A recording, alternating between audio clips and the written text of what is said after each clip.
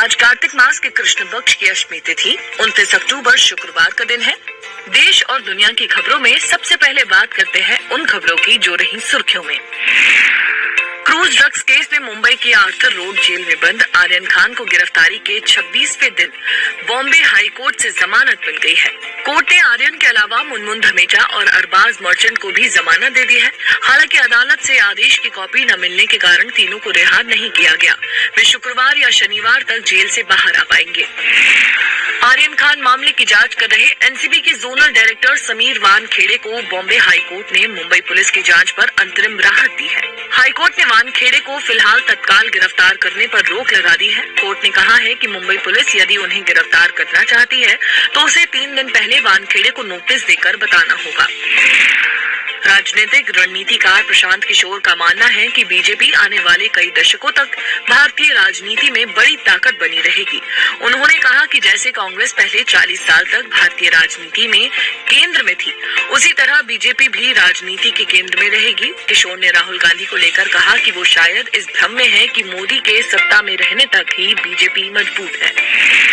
Superstar Rajinikanth को चेन्नई के कावेरी अस्पताल में भर्ती कराया गया है। बताया गया है कि वे रूटीन चेकअप के लिए अस्पताल गए थे।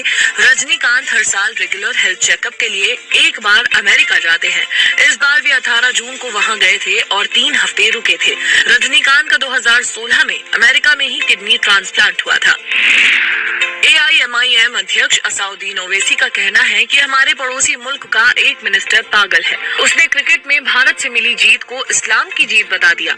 अल्लाह का शुक्र है कि हमारे लोग उधर नहीं गए, वरना इन पागलों को देखना पड़ता। इस्लाम का क्रिकेट से क्या लेना देना। वे पाकिस्तान के गृह शेख रशीद के बारे में बात कर रहे थे। ये तो थी प्रमुख खबरें। अब फटाफट कुछ हेडलाइंस भी सुन लीजिए। मुंबई के पूर्व पुलिस कमिश्नर परमबीर सिंह पर उगाही का आरोप, ठाणे की कोर्ट ने जारी किया गैर जमानती वारंट।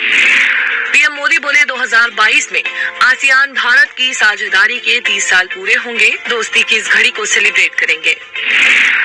चलिए अब आपको बताते हैं कि आज किन इवेंट्स पर रहेगी हमारी नजर।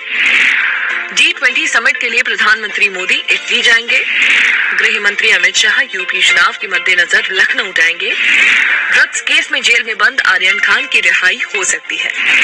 घर पर दिव्यांगों के वैक्सीनेशन की याचिका पर सुनवाई होगी। चलिए अब आपको बताते हैं कि इतिहास में आज के दिन क्या हुआ। दिल्ली का जामिया मिलिया इस्लामिया आज 101 साल का हो गया है।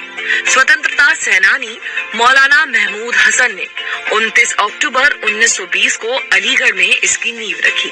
कांग्रेस नेता और स्वतंत्रता संग्राम सेनानी रहे हकीम अजमल खान जामिया मिलिया इस्लामिया के पहले वाइस चांसलर बने। ये संस्था शुरू से ही कांग्रेस और गांधी जी के विचारों से प्रेरित थी।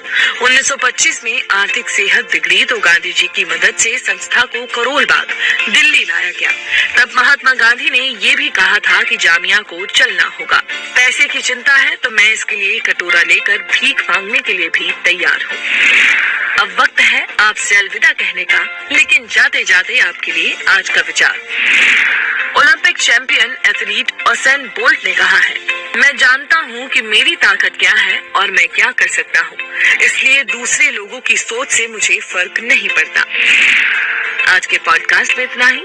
मुझे दीजिए इजाजत। कल फिर मिलेंगे। अपना ख्याल रखें।